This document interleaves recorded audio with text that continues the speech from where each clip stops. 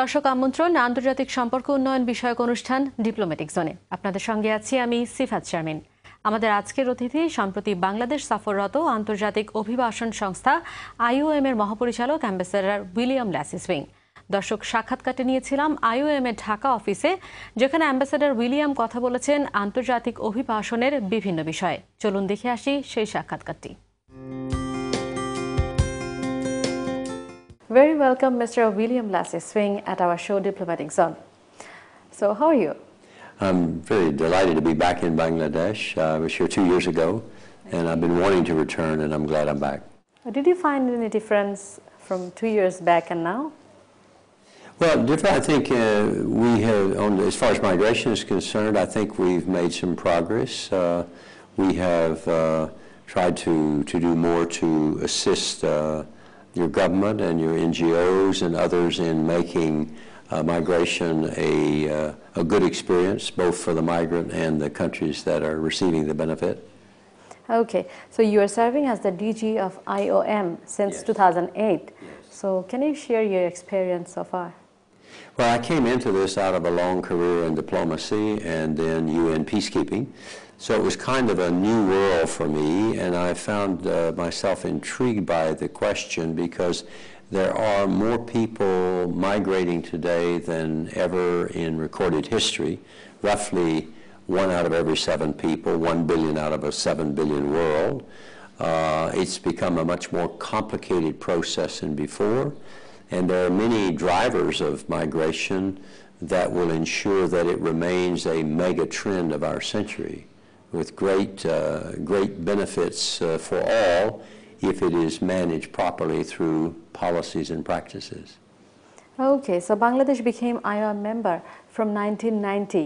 So do you think that this is the correct time to save the labor migration rights? Absolutely.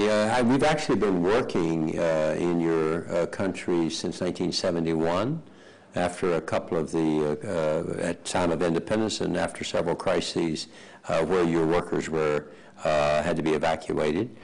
And I think that labor migration as such is going to be the principal focus of migration in the future because of amazing dichotomies between the highly industrialized world and countries that are providing workers. Okay, so how IOM can ensure the labor migration rights for the migrant people? Well, it has to be done. We can only facilitate that. It has to be done in a close cooperation with your government, with regional processes. There are about 15 or 16 around the world. There's the Colombo process, of which Bangladesh, the Minister for Expatriate Welfare, is the president. Dialogue with the Abu Dhabi process between sending countries and receiving countries. It has to be done at the UN through the high-level dialogue that's coming up this year and other kinds of conversations that need to be had to protect and to insist on the rights of workers when they go abroad. Okay, so you have a long diplomatic career. So in your opinion, what do you think that how Bangladesh can develop their relations to other countries to spread the business? Well, I think, obviously you have a major asset as a country that provides workers because of the English language, which is extremely important in today's world. I think you continue to have good skills, and those skills you need to continue to develop those because they're going to be increasingly in demand because you have a very old society, an aging society in the industrialized world, and a very youthful population in Bangladesh and other countries in the area. So it is a competitive market. There's a lot of youth unemployment. So I think you want to continue to seek out those opportunities as you've been doing. I noticed that Bangladesh has just signed agreements with both Malaysia and Hong Kong and is looking at similar agreements with countries such as Saudi Arabia and Bahrain. Those allow apparently a more orderly transfer of workers to a country. So I think that's all to be encouraged. As far as I know, around 5.3% of our total population are migrant, and we are getting remittance from them. So what do you think, how we can increase this number? This is a question that many countries are posing, and I think most countries with large populations, particularly large youth populations, want to find greater opportunities. I was told by several ministers in my conversations this week that Bangladesh has about 8.5 million workers. You're sending each year between 500,000 and 600,000 workers abroad, so it's an extremely important part of your country's resources. I think you're bringing in about 12 to 14 billion a year. And let me put that in global context for your viewers, because if you took all the migrants in the world, 214 million, they would have a population roughly equivalent to Indonesia or Brazil, and the remittances of more than 400 billion would be roughly the remittances of Saudi Arabia. So it's a major asset for you, your workers, and we need to do everything we can to support your government in helping protect their rights and their welfare. So how we can make the opportunity for the Bangladeshi people? Well, first of all, I mentioned the bilateral agreements you're signing. I mentioned the regional dialogues you're having. I mentioned the importance of continuing to train to keep the skill levels such that they will be attractive, because it is a competitive market. I think the visits that ministers are making abroad to talk to governments about greater opportunities, I think all of that's very important. And I think your chances of succeeding are really quite good. You know that some of the Middle East countries like UAE are not willing to import manpower from Bangladesh. In this case, how IOM can play their role? Well, I think in the first place, that is the responsibility of the government, of your own government, to be in bilateral conversations with a government in countries such as the UAE or elsewhere. And if there's something that we can do in facilitating that dialogue, we would, of course, be prepared to do it.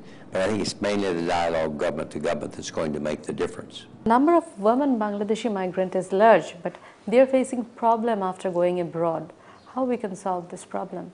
I'm glad. It's very good that you asked that question, because that's an important part of our concern, is that today about 50% of all of the 1 billion migrants in the world are women. They are much more vulnerable than men, even along the migration route, and once they get there, they can easily be exploited, and we have to do everything possible to try to give them maximum protection, and that government-to-government talks are going on to ensure that. And I was very pleased to see that the International Labor Organization has just approved a domestic workers convention, which is one significant part of the number of women who are going abroad, and we need more stress and more attention to the issue. And increasingly, the change has happened since 1960. Today, more and more of the women going abroad as migrants are going to pursue a career rather than just going to join a family. And that, I think, has improved the prospects for women to succeed in migration with somewhat less vulnerability, because they're then offering a valuable skill, usually medium to high-level skills, pursuing their careers. The developing countries like Bangladesh, how we can improve the skills? You start with a program, with a policy that is based on gender equity, which I think your country is doing. You then go from that to ensure that that girls get education, right from the beginning, right on through as high as they can go, because that will make them then attractive on the job market. But if one emphasizes only one of the genders, not the other, it probably won't go well. And then some of them will need specialized skills training in areas that they're pursuing. But it can be done, it is being done, and I've been encouraged by some of the messages that I've received here. As far as I know that you're here for a conference, and our government will honor you for getting back the laborers from Libya. So what is your view on that? Well, first of all, thank you for the question. I'm very honored and pleased to be so recognized. It's an award that obviously I accept in the name of the organization, because there were many people involved in this. And it was a very good partnership between the International Organization for Migration and Bangladesh. We worked very well together. Your country was very resourceful in helping us. You took out a soft loan from the World Bank for $40 million, $12 million to help us to bring out more people, and about $38 million to be distributed among those returning Bangladeshis so they could reintegrate and get started again. We returned a total of about 250,000 altogether, of which 38,000 were Bangladeshi nationals. And it went very well, and it's a good example of the kind of partnership that we want to continue to develop. So we're honored and pleased and want to thank the government for so honoring us, and to commit ourselves again to supporting Bangladesh workers if they're ever stranded anywhere. We do have the capacity to bring them back because we're located in about almost 500 places worldwide, and we can generally be of help. But it's greatly appreciated. Okay, we are at the end of the program. We don't have any time. Say any message for Bangladesh? No, just to say that it's a great pleasure to be back here, and we're here primarily to try to support migrant workers to ensure that they have the best possible working and living conditions when they do go abroad, and that when they come back that they can quickly be reintegrated into society here. And finally, I want to ask you that where would you like to see Bangladesh after 10 years?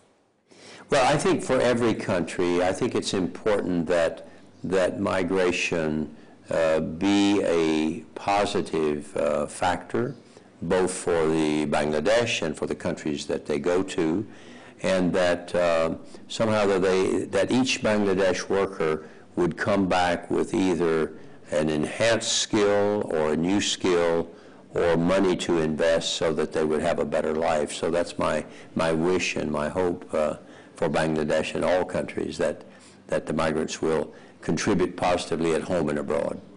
Thank you very much, Mr. William Lacy Swing. Thanks a lot for giving us your valuable time from your busy schedule. Thank you very much. Thank you. It was an honor to be here. Thank you very much. Thank you. দর্শক দেখলেন সম্প্রতি বাংলাদেশ সফররত আন্তর্জাতিক অভিবাসন সংস্থা IOM এর মহাপরিচালক ambassador William Lassie swing এর সাক্ষাৎকারটি। শেষ করছি আজকের ডিপ্লোম্যাটিক জোন। আগামীতে আবার দেখা হবে নতুন কোনো অতিথির সঙ্গে। সে পর্যন্ত সবাই ভালো থাকুন, সুস্থ থাকুন। ধন্যবাদ।